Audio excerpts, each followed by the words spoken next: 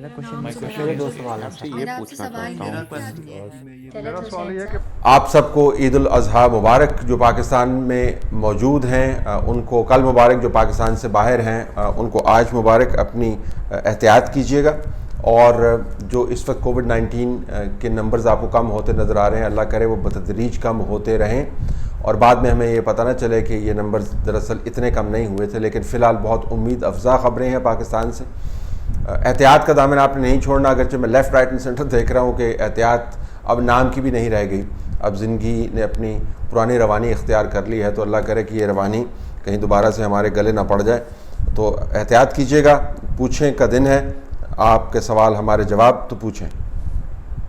سر جی السلام علیکم، میں باجوڑ ایجنسی سے بات کر رہا ہوں. سر آپ نے جو کہا تھا کہ اپوزیشن اور حکومت کے درمیان جو مذاکرات جاری ہے نیب کے حوالے سے اور پی ٹی ایف کے حوالے سے، یہ 31 تاریخ تک مکمل ہو جائیں گے، اور ان لوگوں کو جس نے کہا ہے اور جس نے گارنٹی دی ہے کہ اس قانون کو بدلا جائے گا نیب والے، تو سر وہ معاملہ تو خراب ہو گیا. اور دوسرا رمیز راجہ نے جو تصویر شیئر کی وہ ممبئی کی ہے، لیکن ابھی تک وہ نہیں مان رہے ہیں کیونکہ وہ بھی پی ٹی آئی کے سپورٹر ہے، اور جس کا جھوٹ پکڑا گیا لیکن ابھی تک وہ اپنے جھوٹ کو سچ ثابت کر رہے ہیں. سر جی اس کا جواب دیجیے، شکریہ.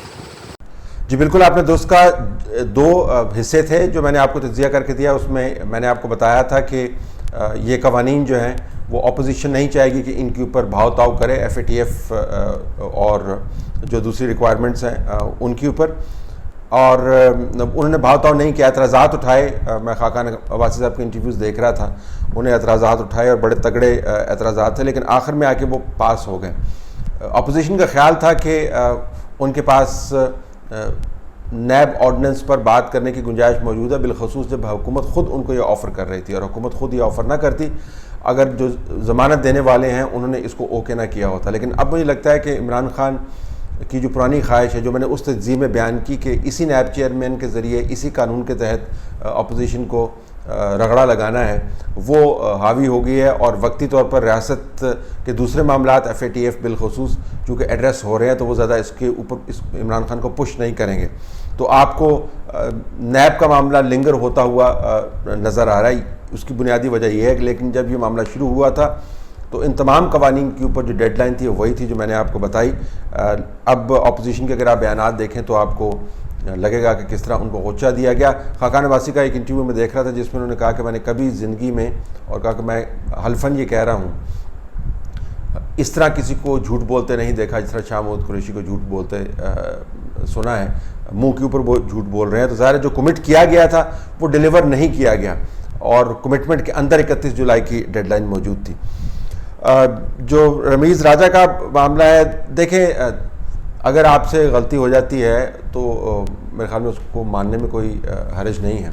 لیکن مجھے زیادہ حیرانی ہوئی اس رد عمل کے اوپر جو جب ان کو پوائنٹ آؤٹ کیا گیا کہ یہ تصویر تو کسی اور جگہ کی ہے، تو اس کے اوپر جو پھٹ پڑے وہ بہت ہی حیران کن بات ہے. لیکن پھر حیران کن بات نہیں ہے، ماحول ہی ایسا بنا ہوا ہے کہ اگر کوئی احتیاط کے ساتھ بھی غلطی پوائنٹ آؤٹ کرے تو آپ ایسی کی تیسی، بھلے انگریزی میں یا بھلے پنجابی میں یا بھلے اردو میں، اس کی ایسی کی تیسی کریں کہ اس کو اپنی پڑ جائے. تو یہ جو ماحول ہے یہ بہت ہی افسردہ کر دینے والا ماحول ہے. اس میں اصلاح کی گنجائش موجود نہیں ہے. اگر آپ سپورٹر ہیں پی ٹی آئی کے تو بھائی کھل کے بیان کر دیں آپ سپورٹر ہیں، اور کہہ دیں کہ اچھا برا جو بھی ہے ہم نے اس کو صرف اسی صورت میں ماننا ہے جب ہمیں اس کا فائدہ ہوتے ہوئے نظر آئے گا. لیکن جو رد عمل اس کے اوپر ان کی طرف سے آیا ہے اس نے مجھے حیران کر دیا کہ کس قسم کا رد عمل ہے. جھوٹ سچ کی بھی بات نہیں، غلطی ہو جاتی ہے، لیکن کم از کم ایکنالجمنٹ میں تو کوئی حرج نہیں ہے. اس سے کوئی بندہ چھوٹا تو نہیں ہو جاتا. طلعت صاحب سہیل بات کر رہا ہوں. جو ریسنٹلی اپوائنٹمنٹس ہوئیں، ایک عامر باجوہ کی چیئرمین پی ٹی اے، اور ان کو 4+4 کا ٹینیور ملا اپنی پوری جاب اور پوری پرکس اینڈ بینیفٹس کرنے کے بعد، لائک یو ایس پریزیڈنٹ. اور دوسری مولانا فضل الرحمان کے بھائی کی ہوئی، اور ان کو تو ریموو کر دیا گیا، ان کی جاب ختم ہو گئی. اور لیکن پوچھنا صرف یہ ہے کہ یہ جو ریسنٹ بہت زیادہ چینج آیا ہے کہ بہت سارے لوگ جو ہیں سائبیریا کے پرندوں کی طرح ملٹری بیوروکریسی کے لوگ اڑ کے سول اداروں میں آ رہے ہیں. تو کیوں نہ ملٹری اور سول کے اداروں کو ضم کر دیں آپ، تاکہ یہ ایک بحث ختم ہو جائے. جو ہمیں کنفیوژن ہو جاتی ہے، ٹینشن ہو جاتی ہے اور لوگ سوچنا شروع کر دیتے، تاکہ یہ سوچ ختم ہو جائے. یہ ہم لوگ سوچیں ہی نہیں کہ یہ غلط ہوا ہے یا صحیح ہوا ہے، اس کی بحث ہی نہ کی جائے. جی یہ بھی کر کے دیکھ لیں. اور یہ ہوتا رہا ہے. ذوالفقار علی بھٹو کو جب تختہ دار پر لٹکایا گیا، اس کے بعد ضیاء الحق نے جو تعیناتیوں کا انداز اپنایا وہ آپ کے سامنے ہے. اس کے بعد جنرل پرویز مشرف کا دور جو ہے وہ آپ کے سامنے ہے. تو من پسند کی تعیناتیاں آپ کرواتے رہتے ہیں، لیکن ان دونوں ادوار میں اس دور میں فرق یہ ہے کہ اس وقت کو یہ پریٹینڈ نہیں کر رہا تھا کہ جی ہم بڑا جمہوریت کا اور قانون کا ساتھ دے رہے ہیں اور بڑا ہم آئین کے تابع رہ کے کام کر رہے ہیں. اس وقت بڑا واضح تھا جی کہ ہمارے پاس طاقت ہے اور ہم نے یہ بندے لگوانے ہیں، تو وہ لگوا لیتے تھے. اب مسئلہ یہ ہے کہ لوگوں کے ذہن میں کنفیوژن جس کا آپ نے ذکر کیا اس وجہ سے پیدا ہوتی ہے کہ ایک طرف ان کو بیان کچھ اور دیتے ہیں اور جو حقائق ہیں کسی اور طرف جا رہے ہوتے ہیں.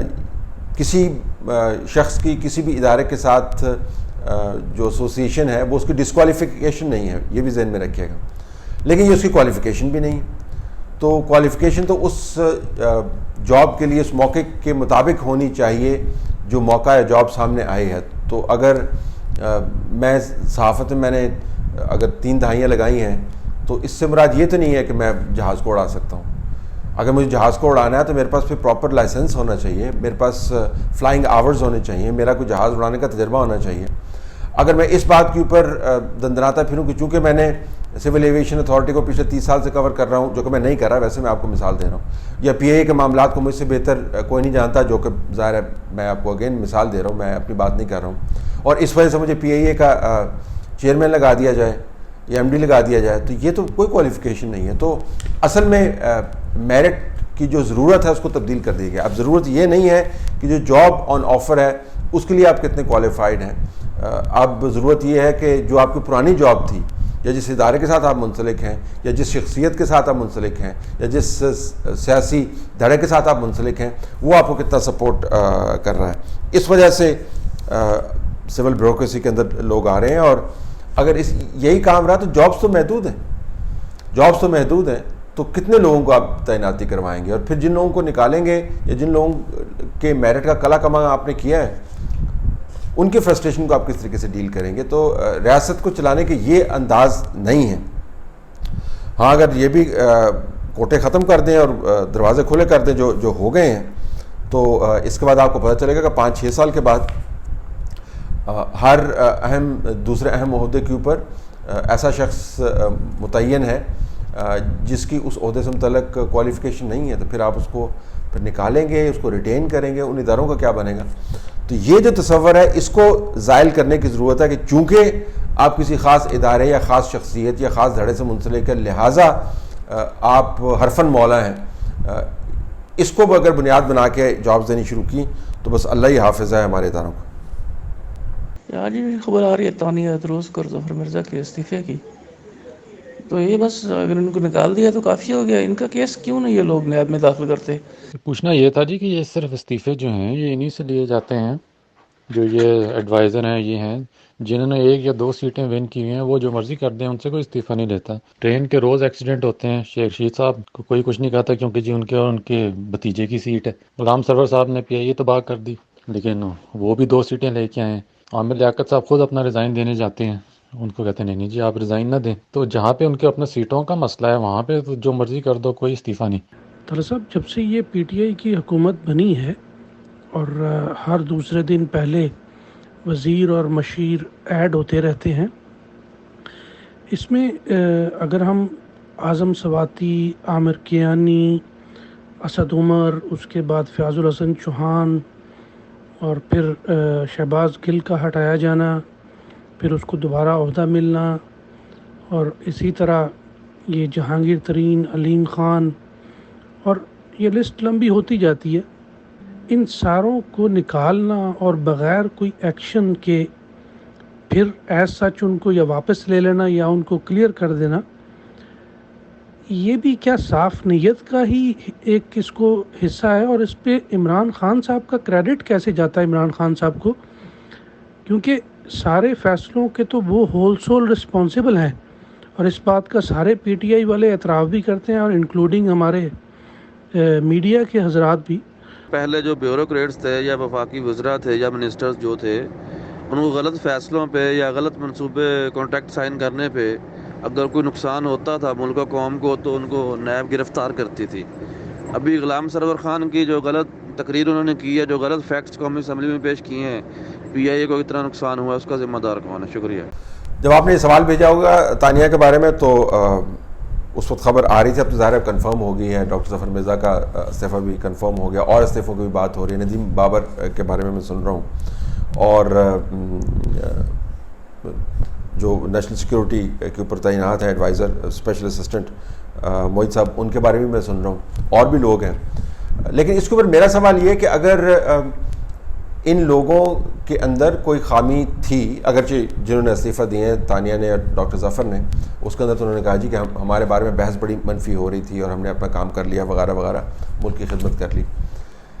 لیکن اگر ان کے اندر کوئی خامی تھی تو جب ان کو تعینات کیا گیا تھا تو اس وقت کیا ان کی سیکیورٹی اسسمنٹ نہیں ہوئی تھی، سیکیورٹی کلیئرنس نہیں ہوئی تھی؟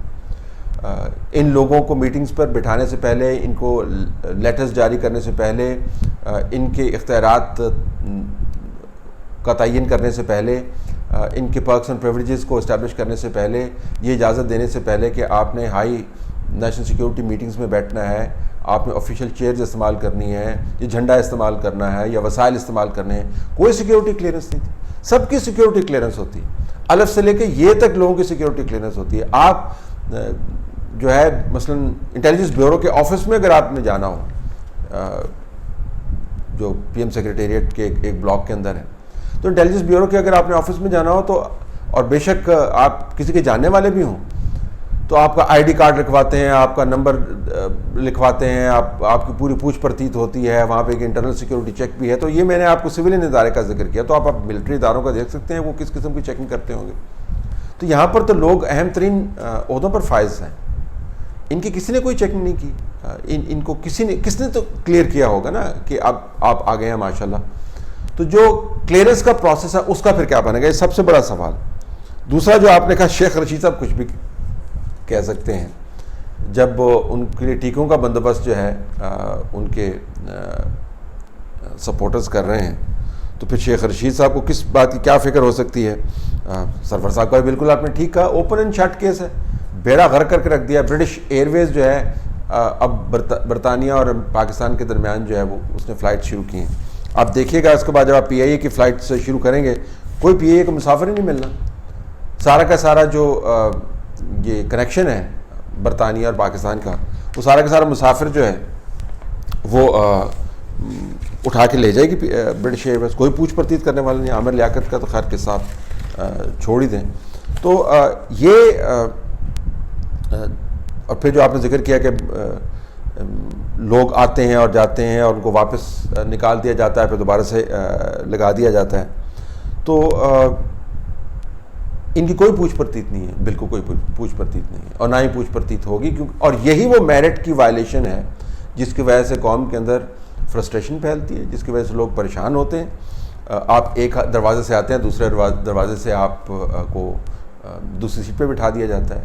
ایک معاملہ تنازع جو ہے وہ آپ کھڑا کرتے ہیں، تباہی پھیلاتے ہیں، پھر دوسری آپ کو ذمہ داری دے دی جاتی ہے. تو جب آپ یہ کام کریں گے تو ایک دو بندوں کے کو ہٹانے سے یا دو چار بندوں کو گرفتار کرنے سے کوئی فرق نہیں پڑے گا، کیونکہ نظام ہی جب آپ نے ایسا بنایا ہوا ہے کہ ہم نے چند ایک لوگ رکھے ہوئے ہیں جن کو ہم آگے پیچھے کر کے یہ تصور پیدا کریں کہ ہم نے بڑا زبردست اکراس دا بورڈ اکاؤنٹیبلٹی کر رہے ہیں، تو کسی کو اس نظام کی اس صفت سے کوئی امپریس نہیں ہوتا. لوگوں کو پتہ ہے، تبھی یہ سوال بھیج رہے ہیں. اس کے ذمہ دار ظاہر ہے وہی لوگ ہیں جنہوں نے تعیناتیاں کی ہیں ان کی، اور کس نے ذمہ دار ہونا ہے؟ السلام علیکم. مجھے آپ سے یہ پوچھنا تھا کہ ملک اس وقت جتنے اکنامک کرائسس سے گزر رہا ہے، اور اس ٹائم ایک ایسی گیم جو کہ باہر سے پیسہ لے کر آ رہی تھی آپ کے ملک کے اندر، جو لائک انڈیا میں ابھی کافی زیادہ فارن کمپنیز ہیں جو وہاں انویسٹ کر رہی ہیں، جو کہ پاکستان میں بھی ریڈی تھی ٹو انویسٹ. ہمیں سرور بھی مل چکا تھا، ہماری ایک ٹیم نے کوالیفائی بھی کر لیا تھا، پاکستان کا نام ریپرزینٹ کرنے کے لیے ورلڈ لیگ میں. تو اس بین کے بعد ہم لوگ کو اجازت نہیں ہے وہاں کھیلنے کی, اور یہ لوگ بین بھی لفٹ نہیں کر رہے ہیں, اور اس کا ریزن بھی یہ بالکل نہیں بتا رہے ہیں, اور صرف اس معاملے کو لمبا کر رہے ہیں. تو اس صورتحال میں کیا آگے کوئی کمپنی پاکستان میں آ کے انویسٹ کرے گی؟ اور یہ میں آپ کو بتانا چاہوں گا کہ ای اسپورٹس جو ہے وہ انڈیا, بنگلہ دیش, Nepal, China, Japan, U S, you کے, کینیڈا یہاں پر اپنی ایک بہت زبردست ورتھ رکھتا ہے, اور یہ انڈسٹری تقریباً کوئی ملینز آف ڈالرز کی انڈسٹری ہے جو ہالی ووڈ اور بالی ووڈ سے بھی بڑی ہے. تو ان لوگوں پی ٹی اے میں ایسے لوگ کیوں بٹھا دیے گئے ہیں جن کو یہ نہیں پتہ ہوتا کہ ان کا کام کیا ہے, اور وہ بالکل ہی آبسلیٹ وے سے کام کر رہے ہیں, اور جو ٹیکنالوجی ابھی چل رہی ہے اس حساب سے وہ لوگ ابھی اتنا پیچھے ہیں. تو یہ چیز کب تک ہمارے ملک کو نقصان پہنچاتی رہے گی, اس کا ذمہ دار کون ہے؟ دیکھیں, کسی بھی ملک کی حالت زار تبدیل ہو سکتی ہے. یہ کوئی پتھر میں لکیر نہیں ہے کہ اگر ایک ملک 20 سال پہلے ترقی نہیں کر رہا تھا تو 20 سال بعد بھی اس کی حالت وہی ہوگی. اگر آپ نے اقدامات صحیح اٹھائے ہیں, اور میں پہلے آپ سے ذکر کر چکا ہوں مثالوں کے طور پر, ترکی کی مثال میں دیتا ہوں, آپ ملیشیا کی مثال لے سکتے ہیں, ہندوستان کی مثال دی جا سکتی ہے, بنگلہ دیش کی مثال آپ کے سامنے ہے. کنٹریز کین ٹرن اراؤنڈ اگر آپ نے صحیح اقدامات لینے شروع کر دیے ہیں, وقت کا زیان نہیں کیا. تو پاکستان کے اندر بھی انویسٹمنٹ آ سکتی ہے, کوئی انہونی بات تو نہیں ہے. چائنیز کے علاوہ بھی انویسٹمنٹ آ سکتی ہے, لیکن ہمیں اس کے لیے موافق ماحول پیدا کرنے کی ضرورت ہے, جس کے لیے ہم نے یہ جو مارا ماری اور پکڑ دھکڑ اور اپنے لوگوں کے ساتھ 2 نمبریوں کا جو کام شروع کیا اس کو ختم کرنے کی ضرورت ہے. تو میرے خیال میں پاکستان کے اندر انویسٹمنٹ آ رہی ہے, چائنیز انویسٹمنٹ آ رہی ہے, مزید آ سکتی ہے. اکانومی کے حالات برے ہیں, ہمیں ماننے میں کوئی حرج نہیں ہے, اور ظاہر ہے نہ ماننے کی ضرورت بھی نہیں ہے. ہمیں جھوٹ کے ذریعے تھوڑا اپنا کچھ امیج بنانا, تو ٹھیک ہو جائے گا, ٹھیک ہو سکتا ہے. ہمارا ایشو انویسٹمنٹ کا کلائمیٹ نہیں ہے, اسٹریٹجک لوکیشن ہماری وہیں پر موجود ہے جہاں پر ہے, ہمارے لوگوں کی ایکسپرٹیز بھی موجود ہیں جہاں پر ہیں, ان کو ہارنس کرنے کی ضرورت ہے. یہ ہو سکتا ہے. اب ظاہر ہے غلط فیصلے کریں گے ان کے غلط نتیجے نکلیں گے نا, غلط فیصلوں کے صحیح نتائج نہیں نکل سکتے. اور انڈیا کے ساتھ کمپیریزنز ہیں, مجھے کوئی بہت زیادہ پسند نہیں آتے. انڈیا سے آپ ایگزامپل کوٹ کر سکتے ہیں, لیکن آپ ہر شعبے کے اندر موازنہ نہیں کر سکتے. 2 مختلف ممالک ہیں, 2 مختلف اقوام ہیں, مختلف اٹھان ہے, مختلف ہسٹری ہے. ہم بالکل ورتھ ہے ہماری یہاں پہ, ایکسپیٹ کمیونٹی بھی موجود ہے یہاں پہ, جو پاکستانی موجود ہیں وہ کام کر سکتے ہیں. اور اگر ہم صحیح فیصلے کریں گے تو نتائج ٹھیک ہوں گے. لہٰذا اس وقت ہندوستان میں کیا ہو رہا ہے, پاکستان میں کیا ہو رہا ہے, تجزیے کے لیے تو آپ استعمال کر سکتے ہیں, لیکن سیکٹر ٹو سیکٹر کمپیریزن جو ہے نا میرے خیال میں ہر وقت درست نہیں ہوتا.